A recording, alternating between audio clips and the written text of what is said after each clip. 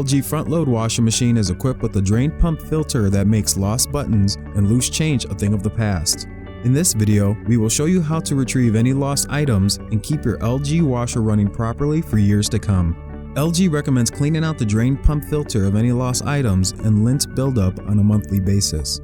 Before we begin, make sure the unit is empty, turned off, and drained of any visible water in the tub. Locate the access panel on the lower front of your front load washer.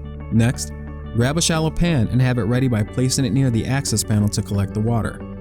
Open and remove the access panel by pulling the tab downward and out, revealing a drain hose and drain pump filter.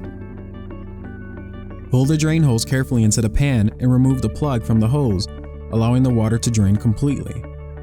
Be careful not to pull the hose too far out, as this can cause the hose to kink, preventing the water from draining properly. Once the water is drained, plug the drain hose and reinsert it back into place. Next, remove the pump filter by turning the filter counterclockwise. Have a rag handy because a little bit of water will run out when the filter is removed. Remove lost items and any lint and debris from the pump filter. To clear any buildup, wash thoroughly by hand.